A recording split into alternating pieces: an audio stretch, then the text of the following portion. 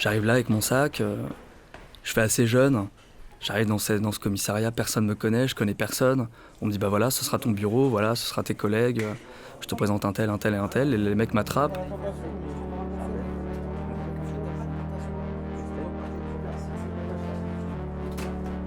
Ils allaient justement faire une perquisition chez un mec, il y avait un mec en garde à vue. Il s'était fait interpeller la veille par la victime, il était en train de démonter sa bagnole dans un parking. La victime arrive, il voit que sa bagnole est en train de se faire désosser par ce gars-là.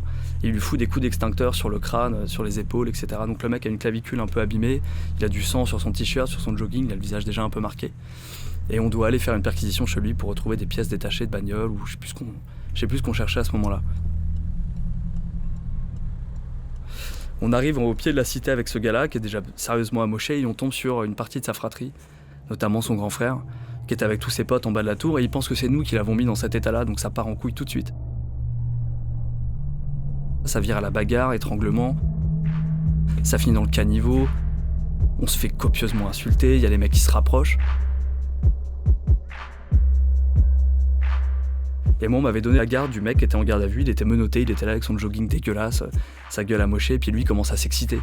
Quand il voit que son frère est en train de taper des flics, qui sont eux-mêmes en train de les taper pour essayer de le maîtriser, que les collègues de la cité se rapprochent un petit peu, lui, ça l'excite.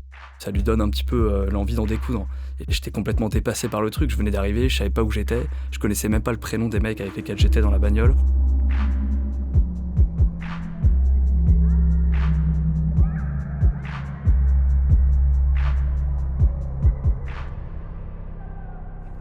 Et je me retrouve bloqué d'un côté de la grille qui donnait l'accès à la cité. La grille se referme et je me retrouve tout seul avec lui et ses potes qui se rapprochent autour de moi.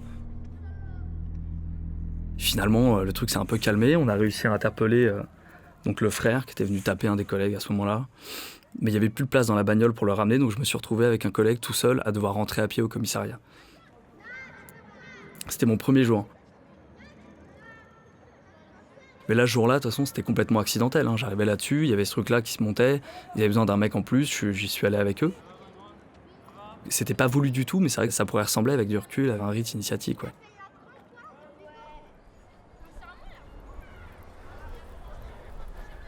C'est pas la ville la plus dure.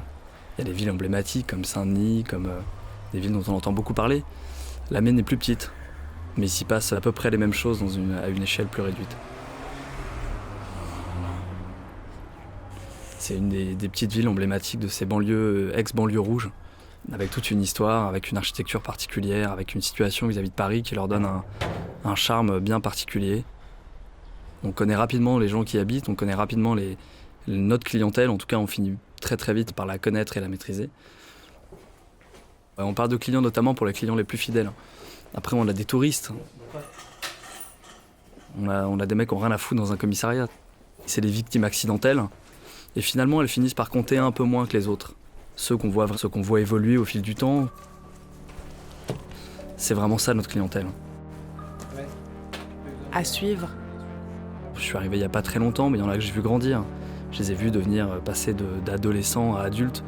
On a entendu leur voix changer, leur physique changer, leur discours sur la vie changer, leur attitude. Sur arteradio.com.